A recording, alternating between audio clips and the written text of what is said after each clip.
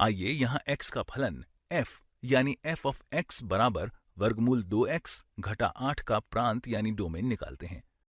हम कह सकते हैं कि एक फलन का प्रांत उन सभी संभावित मानों का एक समुच्चय होता है जिसके लिए ये फलन संतुष्ट होता है, या वे सभी संभावित मान होते हैं जिनके लिए फलन परिभाषित होता है। आइए अब हम यहाँ देखते हैं कि फलन यानी फंक्शन को कैसे परिभाषित किया गया है।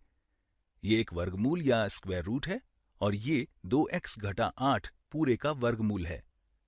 जब हम ऋणेतर संख्या यानी नॉन नेगेटिव नंबर का वर्गमूल करते हैं तब ये परिभाषित होता है, और 2x घटा 8 को हम तब परिभाषित करते हैं जब हम 2x घटा 8 को शून्य के बराबर या शून्य से बड़ा लेते हैं। ये शून्य के बराबर होगा क्योंकि शून्य का वर्गमूल शून्य होता है। ये धनात्मक हो सकता है, लेकिन अगर हम इसे ऋणात्मक लेते हैं तो ये फलन जो वर्गमूल में है वास्तविक संख्याओं या रियल नंबर्स के लिए परिभाषित नहीं होता है।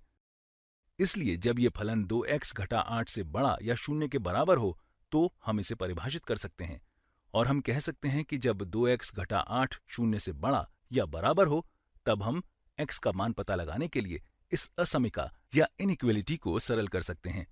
अब अगर इस असमिका यानी इनइक्वलिटी के दोनों पक्षों में 8 जोड़ते हैं तो ये 8 रद्द यानी कैंसिल हो जाते हैं, और हम कह सकते हैं कि यहाँ 2x 8 से बड़ा या बराबर मिलता है।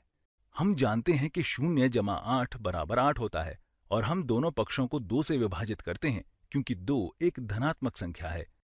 हमें यहाँ असमिका बदलने की जरूरत नहीं है, तो आइए इसके दोनों पक्षों को 2 से विभाजित करते हैं। ऐसा करने से हमें x का मान 4 से बड़ा या बराबर मिलता है।